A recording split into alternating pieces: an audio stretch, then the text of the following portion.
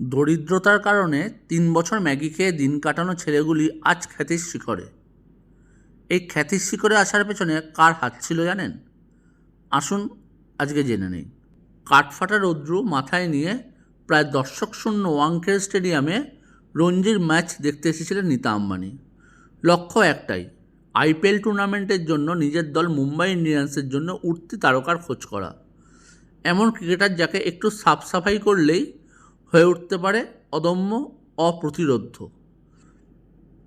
আর সেই সময় তার নজরে আসেন দুই ভাই, ক্রুনাল আর হার্দিক পান্ডিয়া। কৃষ্ণকায় ছিপছিপে শরীর, কিন্তু চোখে মুখে অগ্রাসন।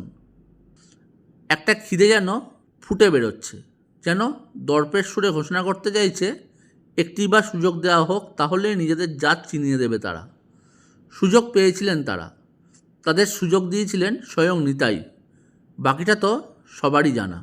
যদিও এই উল্কার গতিতে উত্থান একদিনে হয়নি, কিভাবে হয়েছিল সেটা এতদিনে প্রকাশ্যে আনেন নীতা আম্বানি। তিনি জানিয়েছেন দুই ভাইয়ের পর্দার আড়ালে থাকা সংগ্রামের কাহিনী। তিনি বলেন, খ্যাতির শিখরে ছোঁয়ার আগে ক্রুনাল এবং হার্দিক দুজনেই দুবেলা ম্যাগি খেয়ে দিন কাটাতেন, আর সেটাও 1 বছর 2 বছর নয়, দীর্ঘ বছর। নীতা আম্বানির বক্তব্য, আইপিএলে একটাই বাধা ধরা বাজেট থাকে।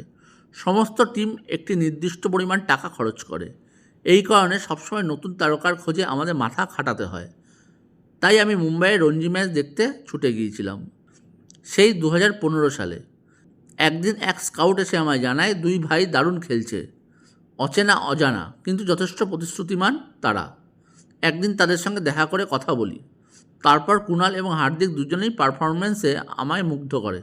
আমি তাদের মুম্বাই ইন্ডিয়ান্সে সই করানোর সিদ্ধান্ত নিই। মুম্বাই ইন্ডিয়ান্সের ড্রেসিং রুমে কথা বলার ফাঁকে দুজনে আমায় জানায় কীভাবে 3 বছর ম্যাগি নুডলস খেয়ে তাদের দিন কেটেছে, আর সেই সময় তাদের কাছে কোনো টাকা বা সঞ্চয় বলে কিছুই ছিল না।